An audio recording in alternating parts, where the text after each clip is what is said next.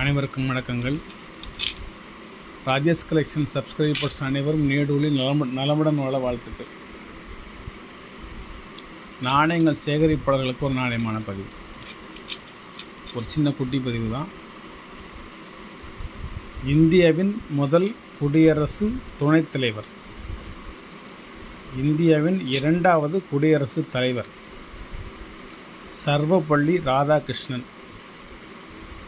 தெலுங்கு வம்சாவளியை சேர்ந்தவராக இருந்தாலும் நம் தமிழகத்தை சார்ந்தவர். ஆகையால் இவருடைய நாணயத்தை நான் கொஞ்சம் வாங்கி வச்சுக்கிட்டேன். சரி, தமிழ்நாட்டை சேர்ந்தவருடைய நினைவாக ஒரு நாணயம் வந்திருக்கு, ஒரு பெருமை மிகு நாணயமாக நினச்சி நான் அதை வாங்கி வச்சுக்கிட்டேன். என்னுடைய ஆல்பத்தில் ஒவ்வொரு பக்கத்துலையும் 20 நாணயங்கள் யூஎன்சி சேர்த்து வைப்பேன். அது மாதிரி ஒரு 20 நாணயம் யூஎன்சியை நான் கலெக்ட் பண்ணி வச்சேன். சரி, நமக்காண்டி கலெக்ட் பண்ணுறோம், நமது சப்ஸ்கிரைபர்ஸ், நமது மக்களுக்காக ஒரு பதிவை போட்டுருவோம்னு சொல்லி போட்டேன். வேறு ஒன்றும் இல்லை. 100% குட் கண்டிஷன் யூஎன்சி காயின், அதனாலும் சந்தேகம் இல்லை. இந்திய குடியரசுத் தலைவர் என்பவர் இந்திய தேசத்தின் தலைவர், பாரதத்தின் தலைவர், பாரதத்தின் முதல் குடிமகன். அந்த பதவியை வகித்த ஒரு நபருடைய நாணயம், அது நமக்கு அறிமுகமான ஒரு நபருடைய நாணயம். அது வெளிவந்ததில் மிக்க சந்தோஷம். அதை கலெக்ட் பண்ணி வைக்கிறதில், சேகரித்து வைப்பதில் மிகவும் சந்தோஷம். அதுலேயும் இந்த நாணயத்தில் ஒரு சின்ன டிஃப்ரெண்ட் இருக்குது. நான் சொல்லட்டுமா? நான் உன்னிப்பாக கவனிச்சதில் நக்கலை வச்சு காமிக்கிறேன்.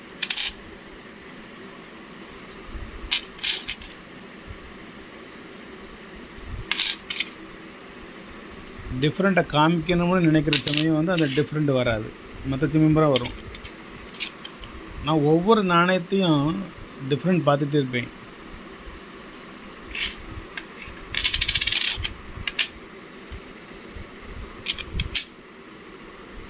சரி, இந்த வந்துருச்சு.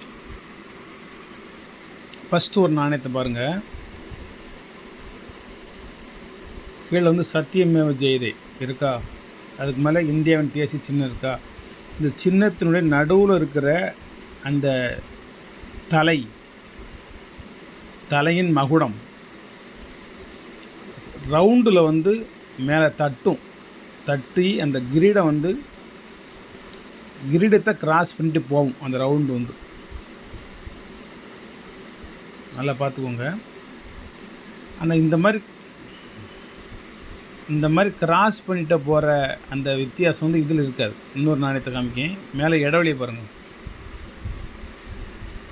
இதுவும் அதே நாணயம் தான், அப்புறம் வேறு நாணயம்னு நினச்சிடாதீங்க. யூஎன்சி தான் இது. இந்தியாவுடைய இது இந்தியாவுடைய முத்திரை, தேசிய சின்னம். மூன்று சிங்கங்கள். மேலே பெண் வச்சு காமிக்கிறேன். மேலே சிங்கம், கிரீடம், மேலே ஒரு லைன் இடைவெளி இருக்குது. அதுக்கு மேலே இந்த ரவுண்டு முடியுது. இந்த ஒயிட் நிக்கல் முடியுது. மேலே ஒரு இடைவெளி. ஆனால் இந்த நாணயத்தை பார்த்திங்கன்னா அது மேலே அந்த இடைவெளி இருக்காது. இந்த கிரீடத்திலேயே இது கிராஸ் ஆகும். கிரீடத்துக்கு மேலே இந்த பிராஸ், இந்த பித்தளை நிக்கலுக்கும் இந்த ஒயிட் நிக்கலுக்கும் இடையில இடைவெளி இருக்காது. நல்லா பார்த்துக்கோங்க. இதில் இடைவெளி இருக்கும். இதற்காக வேண்டி இந்த 2 நாணயத்துக்கும் உங்களுக்கு நான் விலையெல்லாம் டிஃப்ரெண்ட்லாம் சொல்ல போகிறதில்ல, விஷயத்தை சொல்கிறேன். இதில் இந்த பாரத்துங்கிறதுக்கு இந்த பக்கம் எவ்வளோ பெரிய ரிம் இருக்குன்னு பாருங்கள். இந்த இந்தியாவுக்கு இந்த பக்கம் ரிம்மே இல்லை பாருங்க. இந்த ரிம்மே கிடையாது சுற்றி. ஆனால் இதில் எவ்வளோ பெரிய ரிம் இருக்குன்னு பாருங்கள். ஒரே பாக்கெட்டில் உள்ள நாணயம். இந்த சைடு கொஞ்சம் ரிம்மு குறைவாக இருந்தாலும், இந்த சைடு திக்னஸாக இருந்தாலும், இந்த சைடு ரிம்மே கிடையாது. இந்த இந்தியாங்கிற வார்த்தை இந்த ஒயிட் நிக்கலில் ஒட்டிக்கிட்டு இருக்கும். ஏஐ இந்த 2 எழுத்து ஒட்டுதா? இதில் ஒட்டாது. INDIA இந்தியா, இது கீழே வந்து ஒரு கோடு போட்டுடலாம். அந்த மாதிரி இடைவெளி இருக்கும். இதில் இடைவெளி இருக்காது. இதில் மேலே இடைவெளி இருக்கும். இதில் மேலே இடைவெளி இருக்காது. இது மாதிரி 2 டிஃப்ரெண்ட்டு இந்த காயினுக்கு இடையில இருக்குது. நான் ஒவ்வொரு காயினையுமே நான் ஆராய்ச்சி பண்ணி தான் விடுவேன். இது நான் கண்டுபிடிச்ச ஆராய்ச்சி. இது வரைக்கும் எந்த சேனலும் யாரும் சொன்னது கிடையாது. நான் சொல்கிறேன், இந்த சிங்கத்தின் தலையில் இடைவெளி இருக்காது, இந்த சிங்கத்துக்கு மேலே இடைவெளி இருக்கும், இந்த இந்தியாவுக்கு கீழே இடைவெளி இருக்கும், இந்த இந்தியாவுக்கு கீழே இடைவெளி இல்லாமல் ஒட்டி இருக்கும். அதுக்காண்டி இது ஒரு ரேட்டு, இது ஒரு ரேட்லாம் கிடையாது. எல்லாமே ஒரே ரேட்டு தான். இது ஒரு பாக்கெட் உடைச்சேன், உள்ள வித்தியாசத்தை உங்கள்கிட்ட சொல்கிறேன். இவர் தான் இந்தியாவில் முப்படைகளின் தளபதி. 3 படைகளுடைய தளபதியாக ஆட்சி புரிந்தவர். பாரத தேசத்தோட முதல் குடிமகன். ஒன்று தெரியுமா? தெரியலன்னு தெரிஞ்சுக்கோங்க. ஏன்னா நாணயங்கள் சேகரிப்பதே ஒரு நாலேஜ் தான், அறிவு தான். இந்த குடியரசுத் தலைவனுடைய காருக்கு நம்பர் கிடையாது. உங்கள் காருக்கு நம்பர் இருக்குல்ல, இப்போ என் காருக்கு நம்பர் இருக்குல்ல. இந்தியாவிலே ஒரே ஒரு காருக்கு தான் நம்பர் கிடையாது. அது இந்த குடியரசுத் தலைவருடைய காருக்கு மட்டும். மாமேதை அப்துல் கலாம் வகித்த பதவி. அதற்கு முன்பாக உள்ள ஒரு மாமேதை இவர்.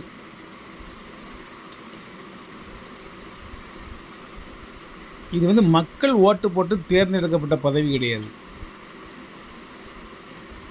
இது வந்து எம்பிக்களையும் மன்றத்தினர், பாராளுமன்றத்தினர், அதாவது மாநிலங்களவை உறுப்பினர் மற்றும் மத்திய அவை உறுப்பினர், எம்எல்ஏக்கள், இவங்கெல்லாம் ஓட்டு போட்டு தேர்ந்தெடுக்கக்கூடிய ஒரு பதவி. மக்கள் ஓட்டு போடுறது கிடையாது.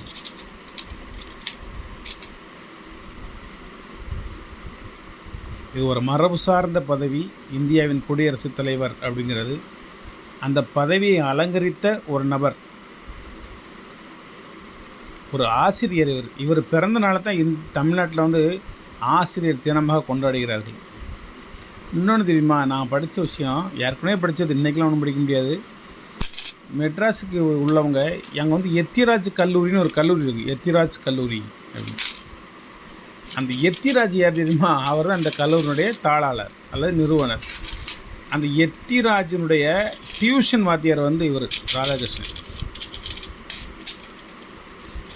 அவர் வக்கீலுக்கு படித்தார். எத்திராஜ் வந்து வக்கீலுக்கு படித்தார். அதுக்கு முந்தைய ஒரு பள்ளி படிப்பு படிக்கையில் இவர் வந்து அவருக்கு டியூஷன் வாத்தியார், மாலை நேர கல்வி ஆசிரியர்.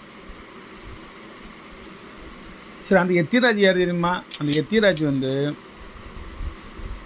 இந்தியாவிலேயே அந்த காலத்திலேயே தங்கத்தட்டில் சாப்பிட்ட, தமிழகத்தின் திரைப்படத்தில், சினிமா உலகத்தில் முதல் சூப்பர் ஸ்டாராக விளங்கிய ஒரு மாபெரும் நடிகர், சண்டமாரதம் அப்படிங்கிற பட்டத்துக்கு சொந்தக்காரராகிய தியாகராஜ பாகவதற்கு வாத்தியார். அவங்க தியாகராஜ பாகவதற்கு வாத்தியார் கிடையாது, தியாகராஜ பாகவதருடைய வழக்கை எடுத்து நடத்தியவர்.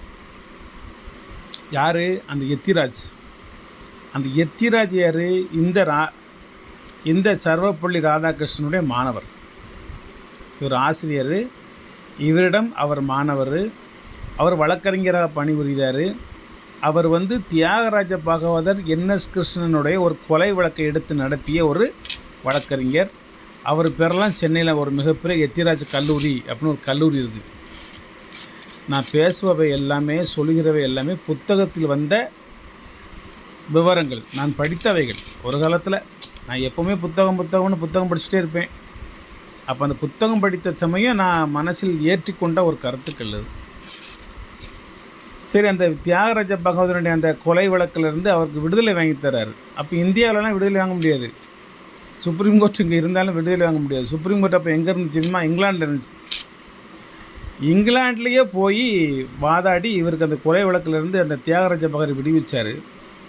ஆனால் அந்த எத்திராஜ்லாம் நம்ம சும்மா சொல்லக்கூடாது. எத்திராஜ் அவர்களுக்கு அந்த வழக்கறிஞருக்கு உரிய கூலி கொடுப்பதற்கு தியாகராஜ பாகவதரால் முடியவில்லை. அவரிடம் எஞ்சியது ஒன்றும் இல்லை, எல்லாம் வழக்கு என்று செலவழித்து விட்டார்.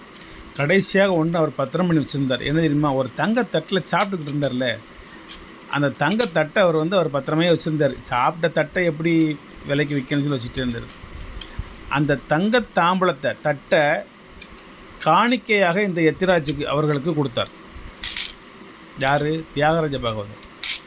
என்எஸ் கிருஷ்ணனும் தியாகராஜ பாகவதரும் சேர்ந்து ஒரு பத்திரிகை நிருபருடைய கொலை வழக்கில் மாட்டி கஷ்டப்பட்டு சிரமப்பட்டு வெளிவந்ததுக்கப்புறம் அந்த வக்கீல் தொழிலுக்குரிய ஊதியத்தை அந்த தங்க தாம்பலத்தை கொண்டு போய் கொடுத்துட்டார் எத்திராஜ் அவர்களிடம்.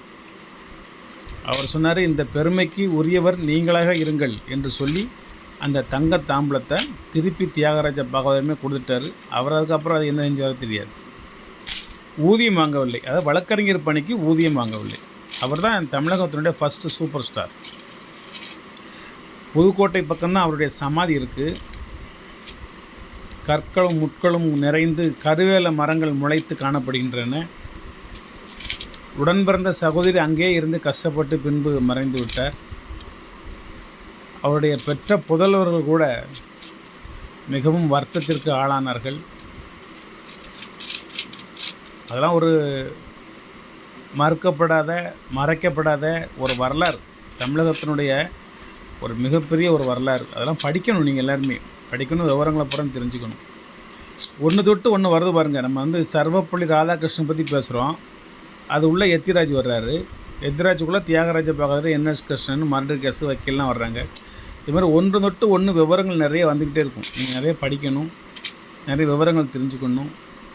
அதாவது ஒரு பழமொழி உண்டு, பழையவை கழிதலும் புதியன புகுதலும் இயற்கையின் நியதி அப்படிம்பாங்க. அது தவறான பழமொழி.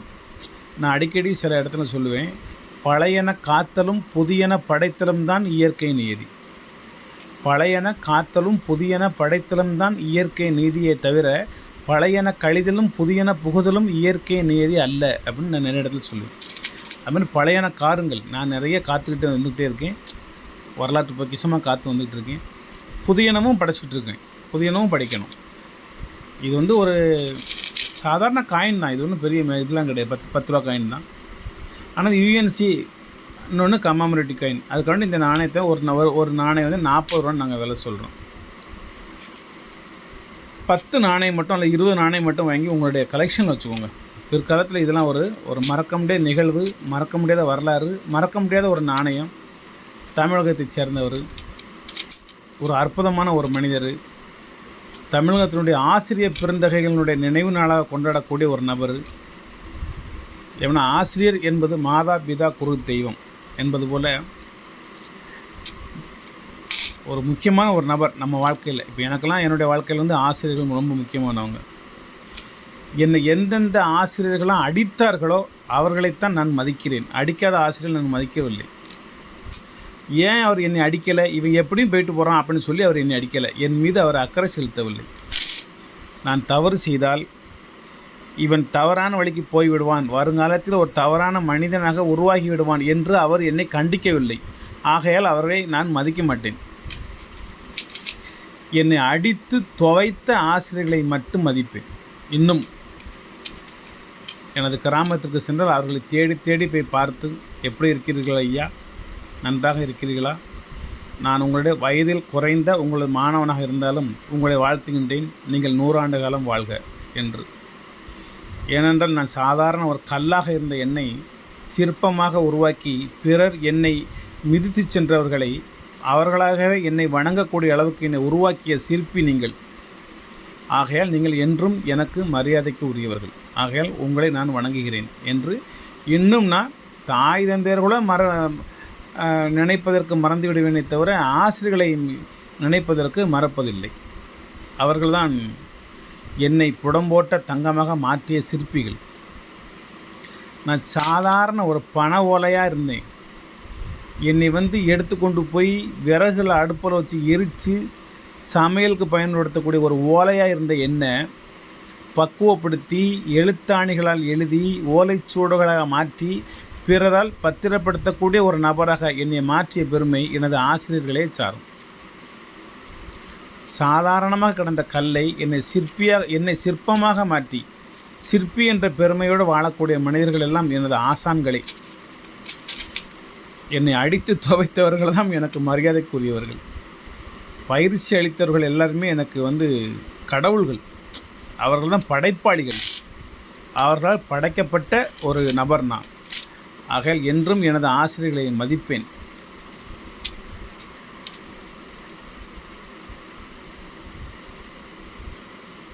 நல்ல ஒரு அற்புதமான ஒரு நாணயம், ஒரு நினைவு நாணயம்னா உண்மையிலே இதுதான் நினைவு நாணயம். சில நினைவு நாணயங்களுக்கும் நமக்கும் சம்மந்தம் இருக்காது. ஆனால் இந்த நினைவு நாணயத்துக்கும் நம்ம தமிழகத்து மக்களுக்கும் ரொம்ப சம்மந்தம் இருக்குது. ஆகையால் இந்த நாணயத்தை வாங்கி ஒரு 10-20 நாணயம் மட்டும் வாங்கணும். நிறையலாம் வாங்கக்கூடாது, நிறைய செலவழிக்கக்கூடாது. அப்படிலாம் நான் ஆசைப்பட மாட்டேன். வாங்கி உங்களோட பத்திரமா வச்சுக்கோங்க, பாதுகாப்பாக வச்சுக்கோங்க, ஒரு நினைவாக வச்சுக்கோங்க. இது சம்மந்தமாக நிறைய ஒரு ஒன்றுக்கும் உதவாத வெற்று பேப்பர்களாக இருந்த எண்ணெய், வெற்று தாள்களாக இருந்த எண்ணெய், அர்த்தமுள்ள கருத்துக்களை அதில் எழுதி பக்குவப்படுத்தி பாதுகாக்கப்பட வேண்டிய பொக்கிஷங்களாக மாற்றிய ஒரு ஆசிரியர்கள், அவர்கள் நினைவாக வெளியிடப்பட்ட இந்த நாணயம்.